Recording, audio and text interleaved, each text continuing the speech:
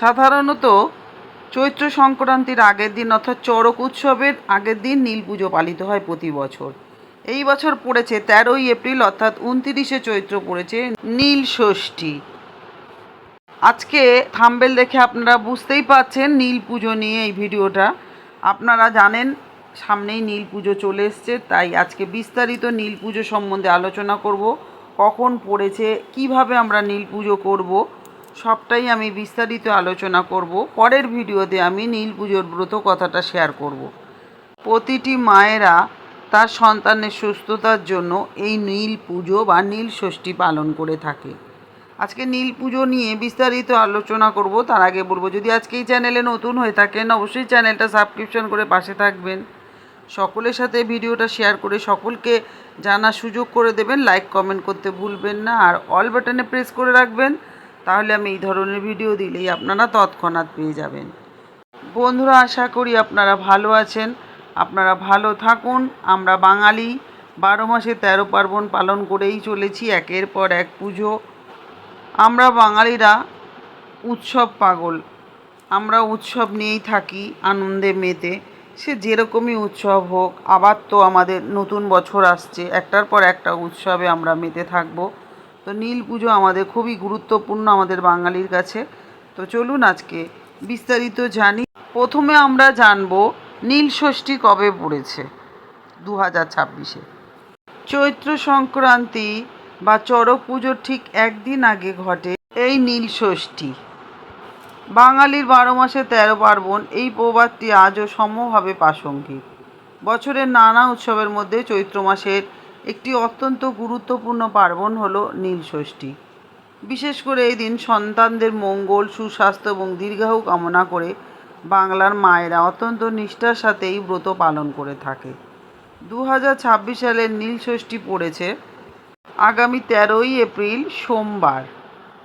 Bangla calendar অনুযায়ী দিনটি হলো 30শে চৈত্র 1432 বঙ্গাব্দ। 2026 সালে নীল ষষ্ঠীর দিন সন্তানদের মঙ্গলের জন্য নীল বাতি জ্বালানো সবথেকে বিশেষ সময় হলো বিকেল 5টা 2 মিনিট থেকে সন্ধ্যে 7টা 15 মিনিটের মধ্যে। নীল পুজোর দিন আমরা যে নীল বাতি দিই, এই সময়ের মধ্যে আপনারা বাতিটা দেওয়ার চেষ্টা করবেন। এবার আমরা জানব নীল পুজোর নিয়মাবলী। পুজো শুরু করবেন যেদিন অর্থাৎ আগের দিন অধিবাস অর্থাৎ সাত্ত্বিক আহার গ্রহণ করতে হয়। পুজোর দিন নীল ষষ্ঠীর দিন মায়েরা সারাদিন নির্জল উপবাস পালন করে। আপনারা পুজোর উপকরণগুলো এইগুলো জোগাড় করবেন, যেগুলো হলো গঙ্গা জল, পঞ্চামৃত অর্থাৎ দুধ, দই, ঘি, মধু, চিনি, যেগুলো দিয়ে পঞ্চামৃত বানাবেন, বেলপাতা, নীল অপরাজিতা ফুল, আকন্দ, ধূত্র, কাঁচা আম, বেল, ডাব, চন্দন, প্রদীপ বা নীলবাতি এবং একটি নতুন কাপড়, এগুলো জোগাড় রাখবেন। এবার আমি পুজো বিধি আপনাদের সাথে শেয়ার করি। সন্ধেবেলা শুদ্ধ বস্ত্র পরিধান করে মহাদেবের পুজো শুরু করতে হয়। শিবলিঙ্গে গঙ্গাজল এবং পঞ্চামৃত দিয়ে স্নান করাতে হয় অর্থাৎ অভিষেক করাতে হয়। চন্দন, বেলপাতা, নীল অপরাজিতা এবং অন্যান্য ফুল ফল নিবেদন করতে হয় ভোলেনাথকে। আর একটা অপরিহার্য, যেটা নীলবাতি বা প্রদীপ জ্বালাতে হয় শিবের আরাধনার জন্য।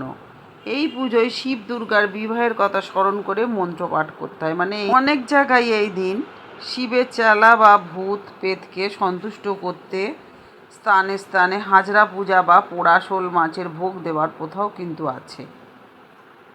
এই পুজোয় কি ফল লাগে আমি বলে দিই আপনাদের। এই পুজোয় গরমকালে পাওয়া যায় যেমন বেল, তরমুজ, ডাব, শশা নিবেদন করতে হয়। এই দিন মায়েরা সন্তানের জন্য সারাদিন উপবাস থেকে সন্ধ্যায় পুজো করে তারপর আহার গ্রহণ করেন।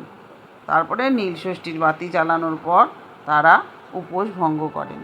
নীল ষষ্ঠী করতে গেলে লাগে বেলপাতা, আকন্দের মালা, দুধ, দই, মধু ইত্যাদি জোগাড় করে রাখবেন, কারণ নীল পুজোতে এগুলো আপনারা লাগবে। আপনার পঞ্চামৃত বানাতে পারবেন, চাইলে আপনারা উপোস ভঙ্গ করবেন এটা খেয়ে। গ্রাম বাংলায় ষষ্ঠী তিথিতে উর্বরা শক্তির দেবী ষষ্ঠীর আরাধনা করার রীতি প্রচলন আছে। অশোক ষষ্ঠী এবং শীতলা ষষ্ঠী হলো এমনই কয়েকটি ষষ্ঠীর পার্বণ।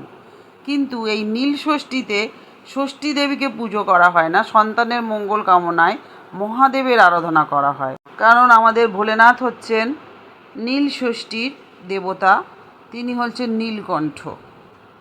আর নীল ষষ্ঠীর পরের দিন পালিত হয় চৈত্র সংক্রান্তি। সেদিন চড়ক হয় অনেক জায়গায়, এখন তো আর চড়ক টড়ক দেখা যায় না, তাও একটু গ্রামাঞ্চল বা কোনো কোনো জায়গায় খুব বড় করে হয়। আর তার পরের দিন হয় পয়লা বৈশাখ। সন্তানের নামে শিবলিঙ্গের সামনে ঘিয়ের প্রদীপ বা মোমবাতি জ্বালায়, যাকে আমরা বলি নীলবাতি। ওটা ঘি দিয়ে জ্বালাবেন আপনারা। প্রদীপটা চেষ্টা করবেন মাটির প্রদীপ ব্যবহার করার। আর পুজোর পরে প্রসাদ খেয়ে ব্রত ভঙ্গ করবেন। ওই দিন অন্ন বা ভাত কিন্তু খাবেন না, মানে উপোস ভাঙবেন কিন্তু ভাত টাত খাবেন না। পরিবর্তে ফল, সাবুদানা, মিষ্টি অথবা ময়দার তৈরি যে কোনো খাবার খেতে পারেন, লুচি পরোটাও খেতে পারেন।